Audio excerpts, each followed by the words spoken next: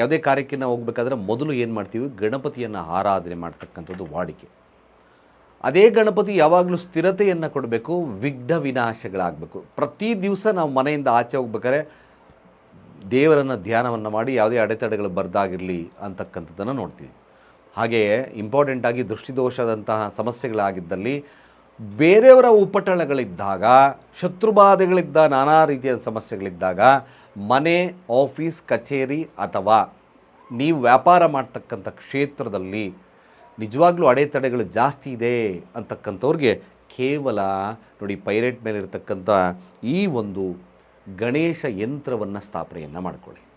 ಈ ಗಣೇಶ ಯಂತ್ರ ನಿಮಗೆ ಮ್ಯಾಕ್ಸಿಮಮ್ ವಿಘ್ನಗಳನ್ನು ನಾಶವನ್ನು ಮಾಡುತ್ತೆ. ಜೊತೆಗೆ ನಾನಾ ರೀತಿಯಾದಂಥ ದೋಷಗಳು ಕೂಡ ನಿವಾರಣೆ. ಗಣಾಧ್ಯಕ್ಷ ಅಂತ ಕೂಡ ಕರೆದ್ವಿ. ಕೇವಲ ಓಂ ಗಂ ಗಣಪತಯೇ ನಮಃ ಈ ಮಂತ್ರದ ಉಚ್ಚಾರಣೆಯಿಂದ ಗಣಪತಿಯನ್ನು ಒಂದು ವಿಚಾರ ತಿಳ್ಕೊಳ್ಳಿ, ಉತ್ತರ ಭಾಗ ಕೇಳಿ ದಕ್ಷಿಣವನ್ನು ನೋಡಲಿ, ಗಣಪತಿ ಅದ್ಭುತವಾಗಿರ್ತಕ್ಕಂಥ ರಿಸಲ್ಟ್ ಸಿಗುತ್ತೆ. ಇದು ಯಾರು ಹೇಳ್ದಾರ ವಿಚಾರ. ಪೈರೇಟ್ ಗಣಪತಿ ದಕ್ಷಿಣವನ್ನು ನೋಡೋದ್ರಿಂದ ಬರ್ತಕ್ಕಂಥ ವ್ಯಾಧಿಗಳು ದೂರ ಆಗುತ್ತೆ, ಶುಭವನ್ನು ತಂದುಕೊಡುತ್ತೆ. ನಮ್ಮ ಕೆಳಗಿನ ನಂಬರ್ಗೆ ಡಯಲ್ ಮಾಡಿ ರಿಜಿಸ್ಟರ್ ಮಾಡ್ಕೊಳ್ಳಿ. ಖಂಡಿತ ಭಾಳ ವಿಶೇಷವಾಗಿರ್ತಕ್ಕಂಥ ಪೈರೇಟ್ ಗಣಪತಿ ಯಂತ್ರ ನಿಮಗೆ ಶುಭವನ್ನು ತರುತ್ತೆ, ವಿಘ್ನಗಳನ್ನು ನಾಶ ಮಾಡುತ್ತೆ ಅಂತ ಹೇಳ್ತಾ ಸರ್ವೇ ಜನ ಸುಖಿನೋ ಭವಂತು.